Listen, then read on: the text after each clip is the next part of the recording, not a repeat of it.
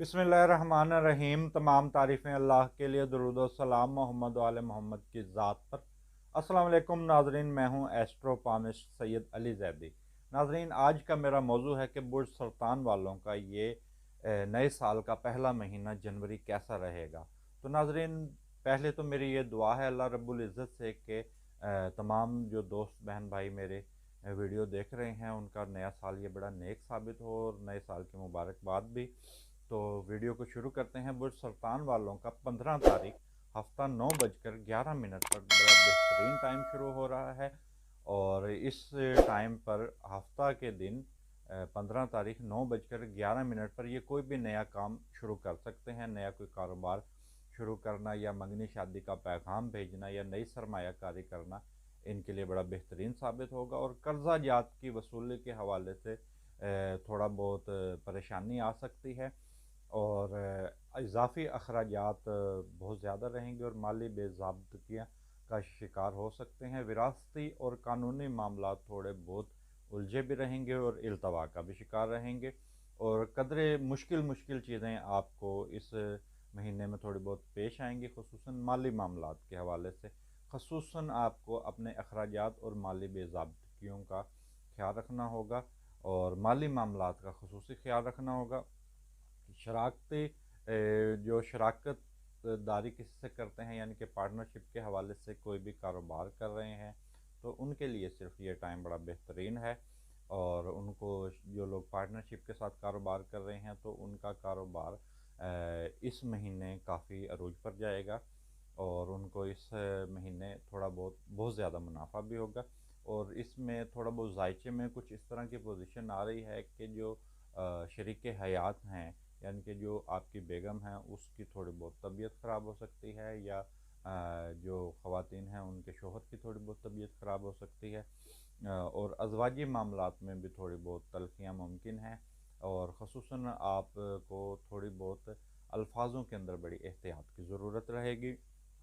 और माली इस्तेकाम 20 जनवरी के बाद आएगा। 20 जनवरी से 18 फरवरी का वक्त थोड़ा बहुत मुश्किलात का शिकार हो सकते हैं और कोई भी नया काम और नया सरमायाकारी के हवाले से 20 जनवरी के से 18 फरवरी का टाइम जो है वो थोड़ा बहुत मुश्किल होगा।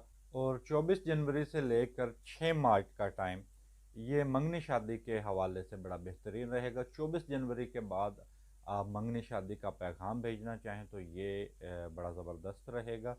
और 24 जनवरी के बाद मंगनी शादी की तकरीबात करना वो भी फ़ायदे में रहेंगी और ये नेक टाइम रहेगा 24 जनवरी के बाद।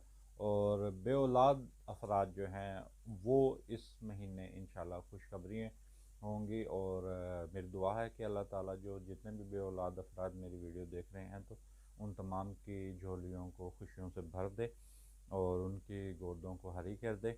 और दुआ और दवा की इंशाल्लाह कोशिश करें। दुआ भी चाहिए और दवा भी। तो इंशाल्लाह इस महीने इंशाल्लाह कोई ना कोई खुशखबरी होगी और शराकती नए मुआहदे करना फ़ायदा मंद नहीं रहेंगे। और ये हिमाकत होगी कि नई किसी से पार्टनरशिप करी जाए, तो ये टाइम पीरियड को देखना बड़ा अहम होगा।